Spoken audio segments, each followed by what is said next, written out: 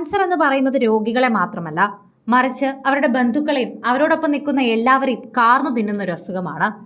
അത് മരിക്കുന്ന അല്ലെങ്കിൽ അത് കാരണം ഉപദ്രവം ഉണ്ടാവുന്ന രോഗികൾക്ക് മാത്രമാണ് അവിടെ പ്രശ്നമെങ്കിൽ, അവരെ നോക്കുന്നവർക്കും അവരെ സ്നേഹിക്കുന്നവർക്കും ഉൾപ്പെടെ ആ രോഗം വല്ലാത്ത വേദന നൽകും. അതുകൊണ്ട് ആ രോഗം ആർക്കും വരരുതേ എന്നാണ് എല്ലാവരും പ്രാർത്ഥിക്കാറുള്ളത്. ഇപ്പോൾ തിരുവനന്തപുരത്ത് വരുന്നതും അത്തരത്തിലൊരു വിഷമിക്കുന്ന വാർത്തയാണ്. രോഗങ്ങൾ ദുരിതങ്ങളായി പെയ്തിറങ്ങിയ ജീവിതമാണ് രണ്ട് പെൺകുട്ടികളുടേത്.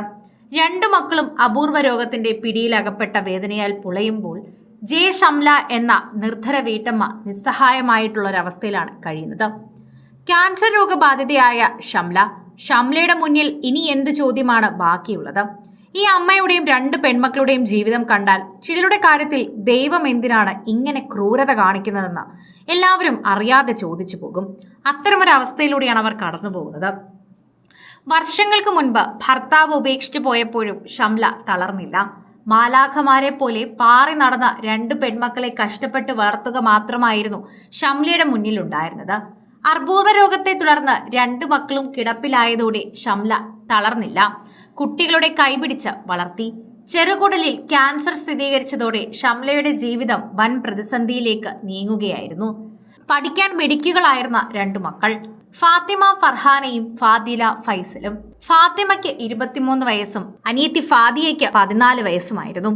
സ്കൂളിൽ ഏറ്റവും നന്നായി പഠിക്കുന്ന കുട്ടികളാണ് ഇവർ രണ്ടുപേരും. ഇവർ രണ്ടുപേർക്കും ഇങ്ങനെ അപൂർവ രോഗം വന്നപ്പോൾ ശരിക്കും പറഞ്ഞാൽ ആ സ്കൂളിന് പോലും വല്ലാത്തൊരു നഷ്ടമാണ് അനുഭവപ്പെട്ടത്.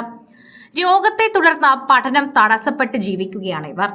10ാം ക്ലാസ്സിൽ പഠിക്കുമ്പോൾ ഫാത്തിമ സ്കൂളിൽ തളർന്നു വീണു. പാൻക്രിയാസിനെ ബാധിക്കുന്ന നെസ്ഡിയോ ബ്ലാസ്ട്രോസിസ് എന്ന അപൂർവ രോഗമാണെന്ന് സ്ഥിരീകരിച്ചു. ഓർമ്മക്കുറവിലായിരുന്നു ആദ്യം തുടക്കം.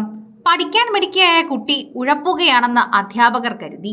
അമ്മയും അധ്യാപകരും ഫാത്തിമയെ ശകാരിക്കാൻ തുടങ്ങി. പക്ഷേ ഫാത്തിമ ക്ലാസ്സിൽ വളരെയധികം ശ്രദ്ധിക്കുന്നു. ഒരു പ്രാവശ്യം തളർന്നു വീഴുന്നത് പതിവായപ്പോഴും ഇവരിത് ശ്രദ്ധിച്ചു. ഒരു ദിവസം രക്തത്തിൽ പഞ്ചസാര അമിതമായി കുറഞ്ഞതിനെ തുടർന്ന് ഫാത്തിമ ക്ലാസ്സിൽ തളർന്നു വീണു. 3 വർഷത്തോളം ആശുപത്രികളിൽ കയറിയിറങ്ങി. ബാംഗ്ലൂരുവിലെ HCG ആശുപത്രിയിലാണ് രോഗം സ്ഥിരീകരിച്ചത്. പാൻക്രിയാസിന്റെ 90% തിരുവനന്തപുരത്തെ സ്വകാര്യ ആശുപത്രിയിൽ ശസ്ത്രക്രിയയിലൂടെ നീക്കം ചെയ്തുവെങ്കിലും രോഗം കുറഞ്ഞില്ല. ഓരോ മാസവും വൻ തുകയാണ് കുത്തിവയ്പ്പിനായി ഫാത്തിമയ്ക്ക് വേണ്ടി നൽകുന്നത്. നില ഓരോ വർഷവും വഷളാവുകയായിരുന്നു. ഓരോ ദിവസവും മാടിപ്പോകുന്നു. 2 വർഷം മുൻപാണ് അനുജത്തി ഫാദിയയും ക്ലാസ്സിൽ തളർന്നു വീണത്. ഫാത്തിമയുടെ അതേ രോഗം തന്നെ അനുജത്തിക്കും സ്ഥിരീകരിച്ചു. പട്ടിണി നാളുകളിൽ അവഗണിച്ചു കളഞ്ഞ വയറുവേദനയാണ് ഷംലയുടെ ചെറുകുടലിലും ക്യാൻസറിന്റെ രൂപത്തിലും എത്തിയത്. കൊല്ലം പള്ളിമുക്ക് സ്വദേശിയാണ് ഷംല. ചികിത്സയ്ക്കായിട്ടാണ് തിരുവനന്തപുരത്ത് എത്തിയത്. വാടക കൊടുക്കാൻ കഴിയാതെ അവർ ജീവിക്കുകയാണ്.